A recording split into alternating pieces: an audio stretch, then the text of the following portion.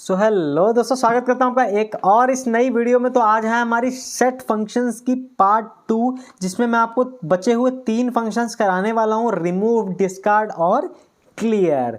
सो चलिए दोस्तों, बिना कुछ देरी की वीडियो को शुरू करते हैं।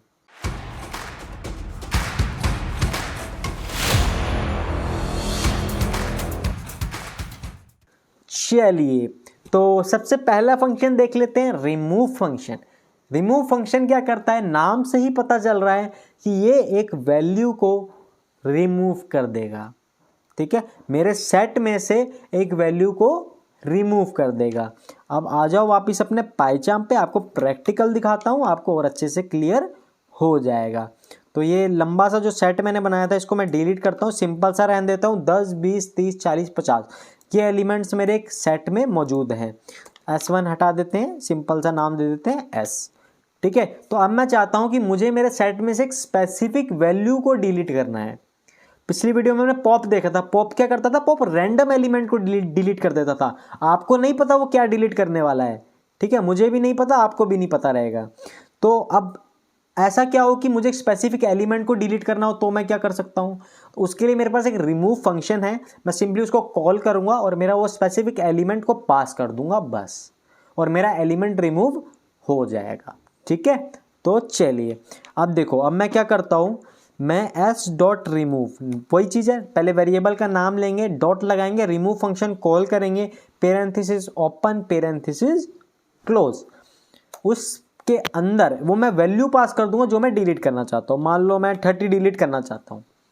ठीक है, अगर मैं 30 डिलीट करना चाहता हूँ तो मैं यहाँ 30 पास कर दूंगा, और प्रिंट में मैं दोबारा से s को प्रिंट करा लेता हूँ, ताकि मैं चेक कर सकूँ कि मेरा जो 30 है वो डिलीट हुआ है या नहीं हुआ है। तो मैं जैसे ही रन करूँगा, ये देखो 30 मेरा गायब हो चुका है। ठीक है, वैसे ही अगर मैं चाहता हूँ 50 को डिलीट करना, तो मेरा 50 डिलीट हो जाएगा। देखो अब 30 डिलीट नहीं हुआ, अब 50 डिलीट हो चुका, 50 गायब हो गया है। तो रिमूव फंक्शन सिंपली मेरे एक वैल्यू को, स्पेसिफिक वैल्यू को मेरे सेट में से डिलीट कर देता है। इसमें एक और चीज़ देखो कि अगर वो वैल्यू उसमें प्रेजेंट नहीं है, अगर मान लो मैंने यहाँ पे कुछ ऐसी वैल्यू दे दी जो मेरे सेट में प्रेजेंट ही नहीं है, मान लो मैंने 1000 दिया कि भाई 1000 को रिमूव कर दो, तो ये मेरे को देगा एरर। एरर कौन सा देगा, की एरर ये मेरे को देगा। ठीक है, ये इंपॉर्टेंट है कि अगर मेरी वो वैल्यू सेट में प्रेजेंट नहीं है बाय यूजिंग रिमूव फंक्शन, तो ये मेरे को देगा की एरर। ठीक है, तो ये देगा की एरर। चलो अगला देख लेते हैं, सिक्स्थ कौन था, डिस्कार्ड। डिस्कार्ड भी सिंपली रिमूव ही करता है, बस इसमें छोटा सा डिफरेंस है। ठीक है, जो मैं आपको अभी बता देता हूँ। ठीक है, ये सेम है बिल्कुल रिमूव के जैसा। ठीक है, बस इसमें एक छोटा सा डिफरेंस है जो मैं आपको बताने वाला हूँ। देखो मान लो वही चीज़ है कि मान लो मैं 30 को डिलीट करना चाहता हूँ, लेकिन इस बार मैं डिस्कार्ड फंक्शन लगाता हूँ, रिमूव नहीं लगा रहा, इस बार मैं डिस्कार्ड फंक्शन लगाता हूँ, तो ये भी सेम ही वर्क करता है। 30 मेरा डिलीट हो चुका है ना, मैं चाहता हूँ 50 डिलीट करना, तो 50 भी मेरा डिलीट हो जाएगा। देखो 50 डिलीट हो गया। लेकिन रिमूव और डिस्कार्ड, ये इन दोनों काम तो एक ही है, फिर डिफरेंस क्या है ना, आप यही सोच रहे हो भाई डिफरेंस क्या है। फिर डिफरेंस एक छोटा सा ये है कि जब मैंने रिमूव फंक्शन अप्लाई किया था, अगर आपको याद हो, दोबारा से मैं करके दिखा देता हूँ। तो रिमूव फंक्शन अप्लाई करते टाइम अगर मैं कोई ऐसी वैल्यू दे दूँ, रिमूव फंक्शन अप्लाई करते टाइम मैं कोई ऐसी वैल्यू दे दूँ जो सेट में है ही नहीं, तो ये मेरे को देता है की एरर। ठीक है, लेकिन डिस्कार्ड में ऐसा नहीं है। डिस्कार्ड में ऐसा नहीं है। अब डिस्कार्ड में अगर मैं ये अप्लाई करूंगा कि जो वैल्यू है ही नहीं सेट में, मैं फिर भी उसको रिमूव करने की कोशिश करूंगा, तो ये मेरे को कोई एरर नहीं देगा। ठीक है, ये मेरे को कोई एरर नहीं देगा। ठीक है, ये सिंपली उस एलिमेंट को रिमूव ही नहीं करेगा, जो इस सेट में है ही नहीं उसको रिमूव क्या करेगा, लेकिन ये एरर भी नहीं देगा, ये भी बात पक्की है। तो ये मेरे को क्या रिटर्न करके देता है, ये मेरे को रिटर्न करके देता है नन। ठीक है, ये मेरे को नन रिटर्न करके देता है। अगर मैं इसको प्रिंट स्टेटमेंट के अंदर लूँ इस फंक्शन को, तो मेरे को पता चलेगा कि ये नन रिटर्न करके दे रहा है। अब देखो, अब मैं जैसे ही अप्लाई करूँगा, देखो अब ये मेरे को दे रहा है नन। ठीक है, तो वही चीज़ है। ठीक है, तो यही छोटा सा डिफरेंस है कि रिमूव फंक्शन मेरा एरर देगा इन case the value is not present, but discard function में ऐसा नहीं होगा कि वो आपको एरर दे। वो सिंपली आपका प्रोग्राम नॉर्मली एग्जीक्यूट होगा, नन रिटर्न करेगा और आगे बढ़ेगा, एरर नहीं देगा डिस्कार्ड फंक्शन। ठीक है, कोई डाउट है तो पूछ लो मेरे को कमेंट बॉक्स में अभी। ठीक है, चलो एक अगला फंक्शन देख लेते हैं फटाफट से। लास्ट फंक्शन रह गया सेट का हमारा क्लियर। सिंपल सी चीज़ है ना यार, नाम से तो पता चल रहा है कि क्लियर क्या करेगा। क्लियर सिंपल मेरे सेट के सारे वैल्यूज़ को ख़त्म कर देगा, क्लियर कर देगा। अब अगर मैं प्रिंट एस करूं तो मुझे क्या मिलेगा, मुझे कुछ भी नहीं मिलेगा, खाली मिलेगा सेट, सेट में कुछ है ही नहीं, है ना।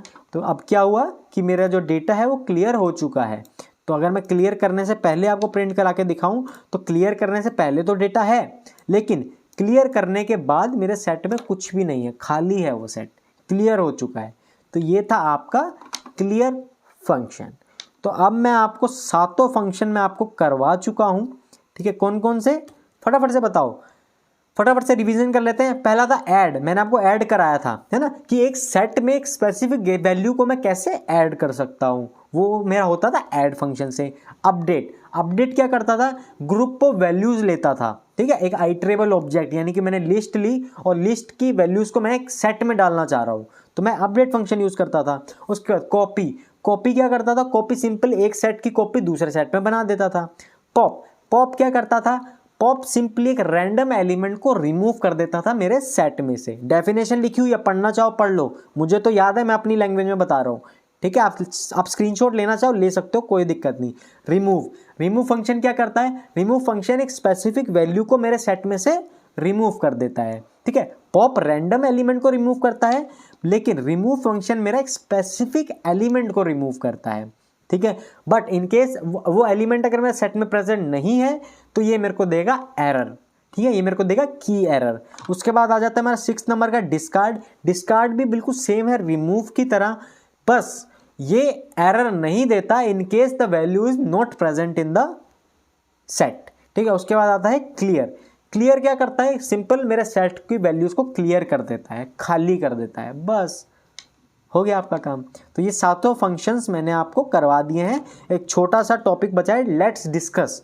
ये इंटरव्यू पॉइंट ऑफ व्यू से इंपॉर्टेंट बन सकता है। मैं आपको 1 मिनट में बता दूंगा, 1 मिनट और लूंगा, उसके बाद वीडियो को समाप्त करते हैं। सबसे पहला है कि what is the difference between remove and discard function. मैंने आपको अभी बताया, फिर से बता देता हूँ, रिवीजन हो जाएगी आपकी। रिमूव क्या करता है कि एक स्पेसिफिक एलिमेंट को रिमूव कर देता है सेट में से। डिस्कार्ड भी सेम ही काम करता है, एक स्पेसिफिक एलिमेंट को रिमूव करता है सेट में से। लेकिन if in case the value is not present in the set, तो रिमूव फंक्शन मेरे को एरर देता है। कौन सा एरर देता है, की एरर। लेकिन डिस्कार्ड फंक्शन मेरे को कोई एरर नहीं देता in case the value is not present in the set. ठीक है, और सेकंड देख लो, explain the differences between pop and remove. Same चीज है, पॉप मेरा एक रैंडम एलिमेंट को रिमूव करता है, रैंडम, मुझे नहीं पता, आपको भी नहीं पता, किसी और को भी नहीं पता कि ये क्या वैल्यू मेरी रिमूव करने वाला है। लेकिन रिमूव फंक्शन मुझे पता है कि मैं क्या रिमूव करना चाहता हूं। जो वैल्यू मैं रिमूव करना चाहता हूं, मैं simply remove function parenthesis open close के बीच में पास कर दूंगा और वो वैल्यू मेरी रिमूव हो जाएगी। थक गया मैं। ठीक है, आपको सारी चीज़ें मैंने आपको बता दी हैं आज इस वीडियो में। सेट से रिलेटेड सारे फंक्शन मैंने आपको क्लियर करा दिए हैं। अगली वीडियो में हम एक छोटा सा डिफरेंस है वो देखेंगे।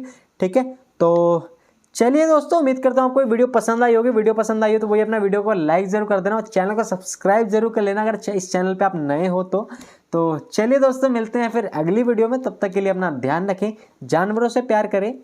जय हिंद।